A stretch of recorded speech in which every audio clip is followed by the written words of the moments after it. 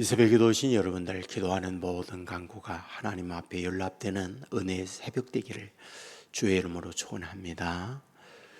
오늘 본장에 역시 심판을 받고 있는 유다에 대한, 예루살렘에 대한 상황적 슬픔을 노래하고 있다, 이렇게 보면 됩니다. 1절에 보면 금이었는데 금빛을 잃었다, 순금이 변질되었다, 그리고 성소에 돌들은 쏟아졌다. 보배로운 시온이었지만은 이제는 질 항아리같이 천해졌다. 그리고 3절에 보면 내 백성이 잔인하여 마치 광야의 타조와 같은 상황이 되어졌다. 타조는 위협을 만나면 자식이고 뭐고 다 버리고 자기 혼자만 살겠다고 도망가는 이러한 새, 이게 타조입니다. 4절에 보면 젖먹이가 저지없어 목말랐고 혀가 입 천장에 붙어버렸고 어린아이들이 떡을 구하지만은 줄 사람이 없는 상태가 되어졌다.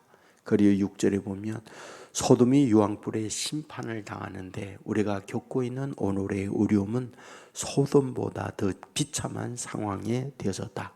그리고 그 이후에 계속해서 유다에 당하고 있는 저주에 대하여 말씀을 하고 있다, 이런 말이 됩니다. 그런데 오늘 5절, 6절, 7절에 보면 반복해서 비교가 나와요.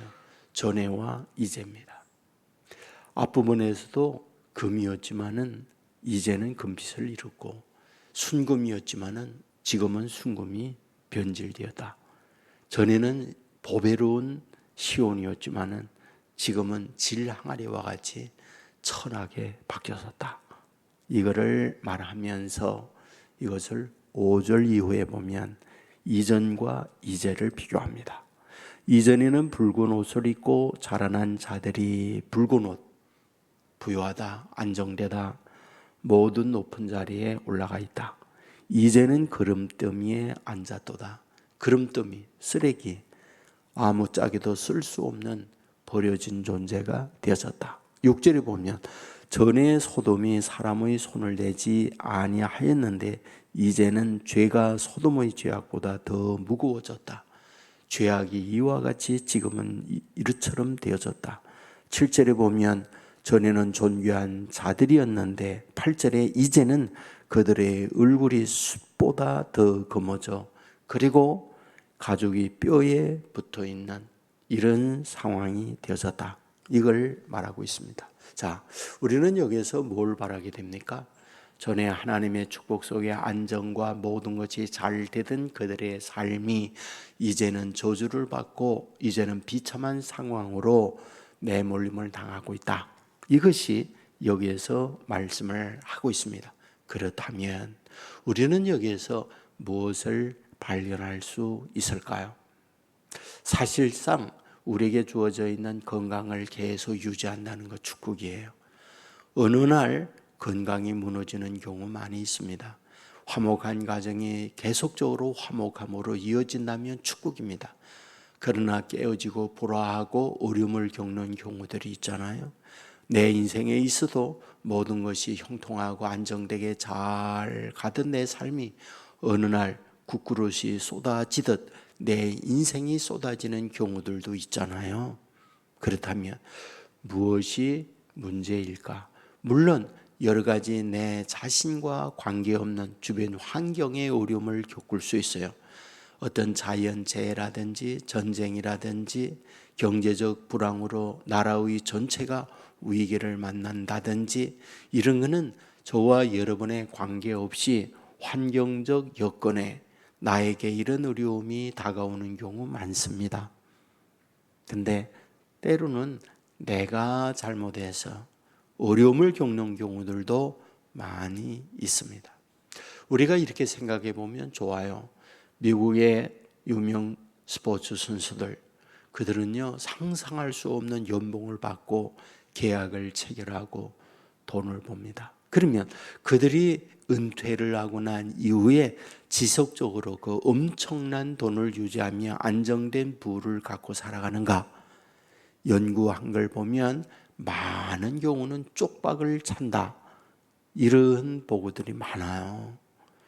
쉽게 우리의 주변에서 예를 든다면 로또 당첨이 돼요. 수십억을 받습니다. 그러면 그 받고 난 이후에 그의 인생이 가난해서 부유함으로 어려움과 곤란에서 안정된 삶을 살아가는가? 물론 그런 분들도 있지요. 하지만 그러나 그 모든 걸 다 잃어버리고 마는 경우들이 우리 주위에 많잖아요. 이유가 뭘까요? 이유는 관리할 수 있는 능력이에요. 이유는 그런 거를 관리할 수 있는 그릇이 되지 못하는 거예요. 초등학생에게 예를 들어서 10,000원을 준다. 그러면 그걸 가지고 마트에 가서 자기 먹을 거 사고 장난감 삽니다. 그러나 그 아이에게 10억을 준다. 어떨까요? 관리 능력이 없는 거잖아요. 오히려 강도 만나는 거잖아요. 이게 굉장히 중요한 일입니다. 여러분, 성경의 창세기부터 요한계시록까지 하나님께서 우리에게 주고파 하는 아주 중요한 중심이 있다고요. 우리로 하여금 흔들리지 않는 인생을 살게 하는 거예요. 흔들리지 않는 인생을 살게 하는 하나님의 방법이 무엇일까요? 에덴에서 추방을 당합니다. 추방당하는 이유가 뭡니까? 에덴은 천국이에요. 모든 것이 갖추어진 곳이 에덴이에요. 행복이 있고 그곳에 안정이 있고 모든 것들이 갖추어져 있는 그야말로 파라다이스잖아요. 그런데 그곳에서 추방을 당합니다. 이유가 뭡니까? 이유는 간단해요. 하나님 중심으로 살아가야 할 에덴에서 사탄의 말을 듣고 사탄을 따라가다가 추방을 당하는 거잖아요. 우리의 인생사도 똑같습니다. 우리가 창세기 보면 족장들이 나오잖아요.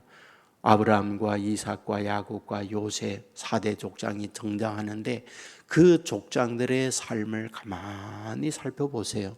하나님께서 창세기를 통하여 주고자 하는 하나님의 마음이 있다고요. 그건 늘 하나님 중심으로 살도록 하려는 거예요. 갈대아 우르를 떠나 내가 내게 지시할 땅으로 가라. 무슨 말입니까? 하나님 말씀에 의해서 살아가라. 인생사에 크고 작은 일들이 있을 때 처리하는 방법, 자신의 이익과 자신의 탐욕에 의해서 움직이는 게 아니라 하나님이 기뻐하는 것이 무엇일까? 하나님 중심으로 일을 처리해 가는 거예요. 예를 든다면 아브라함이 자기 조카 롯과 양의 문제, 목초지 문제로 다툼과 갈등이 있을 때 아브라함의 결정이 뭡니까? 사랑하는 조카 롯아, 너나 나나 가족이고 너나 나나 하나님을 믿는 사람인데 주위에 있는 사람들에게 이런 문제로 다툼과 갈등을 보여서 되겠느냐? 내가 우하면 나는 자하고 내가 좋아하면 나는 우하리라. 이렇게 얘기해요. 무슨 뜻이에요? 하나님이 기뻐하는 것은 이런 걸로 인하여 갈등과 다툼이 아니라 화목하는 거다. 그러므로 내가 물질적 손해보고 양보할게. 그리고 양보하는 거예요. 그때 하나님께서 오셔서 눈을 들어 동서남북을 바라보라. 내가 밟는 모든 걸 너와 내 후손에게 주겠다. 하나님 중심으로 일을 처리하니까 하나님이 그의 삶을 책임진다. 이거를 보여주는 거잖아요. 이삭이나 야곱이나 요셉 다 똑같습니다. 저는 교회의 건축을 하면서 현장에 늘 와서 보면 건축하는 분들이 굉장히 중요하게 여기는 것 중에 하나가 뭔지 아세요? 수평과 수직이에요. 여러분, 전에는요 수직과 수평할 때 뽕을 달고 줄을 달아서 이걸 맞췄거든요. 그리고 수평을 잘 때 수평자가 있어요. 가운데 유리가 있고 그 안에 물이 들어가서 그 방울 고구를 가지고 수평을 재요. 근데 최근에는 전부 다 과학적으로 발전이 돼서 기계로 전부 다 파란 줄을 딱 띄우면은 그 전자에 파란 줄이 딱 떠요. 그래서 수직과 수평을 기계로다가 다 잽니다. 도대체 왜 수직과 이 수평을 그렇게 중요하게 여길까요? 예? 여러분, 수직과 수평의 기준점이 어디입니까?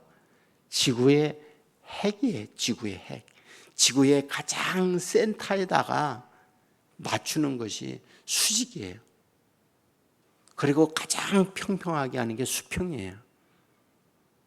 왜 이걸 그렇게 중요하게 다룹니까? 기울면 무너지니까요. 수직이 기울면 건물이 온전치 못하거든요.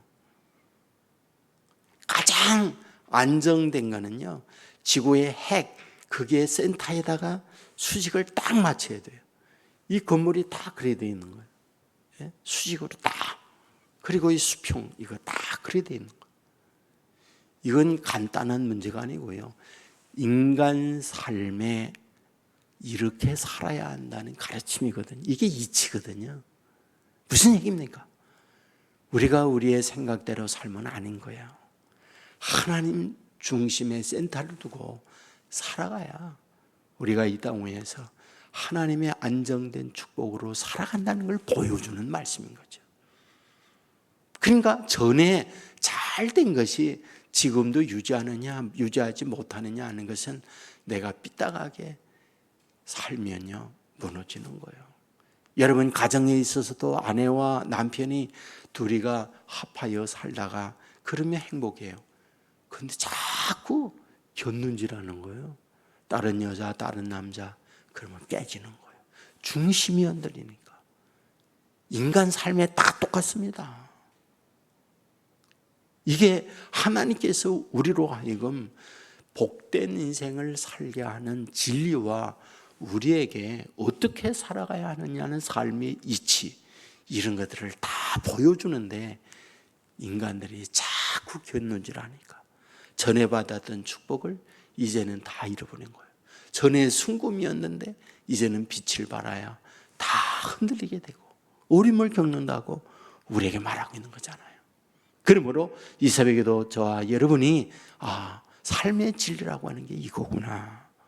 늘 하나님 중심에서 하나님의 가르침을 받고 하나님의 인도받는다고 하면 그분이 그와 같은 마음을 갖고 살아가는 우리에게 안정되게 편안하게 복되게 인도해 주신다는 것이 우리를 향한 약속이잖아요. 이 새벽에도 이런 마음으로 하나님께 의지하고 우리의 삶을 전에 복을 주셨는데 이제도 그 복을 유지하고 전에 어려움을 겪었다면 이제는 이와 같이 하나님 중심한 삶을 삶으로 말미암아 더 놀라운 하나님의 인도받는 저와 여러분의 삶이 되기를 주의 이름으로 축원합니다. 은혜가 풍성한 아버지 하나님, 우리를 깨워주시니 감사합니다. 주의 전에 나와 말씀을 들으며 하루를 열어갑니다. 에가서 4장의 말씀을 보았습니다. 전에는 순금이었더니 이제는 빛을 잃었다라고 말하고, 전에는 존귀한 자였더니 이제는 얼굴이 숯보다 더 검은 존재가 되어졌다.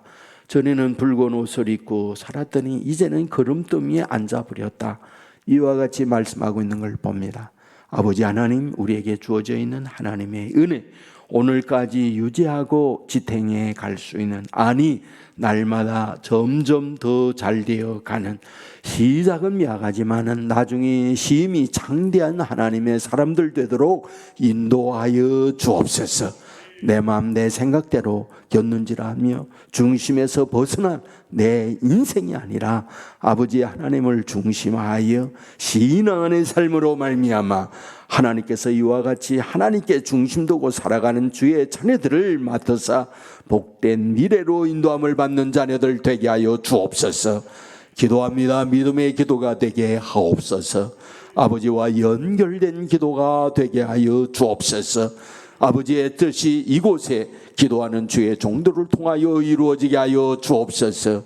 몸도 마음도 아파하는 이들 나사렛 예수 이름으로 명하노니 질병은 떠나갈지어다, 두려움은 살아갈지어다, 우울과 공황장애 살아갈지어다.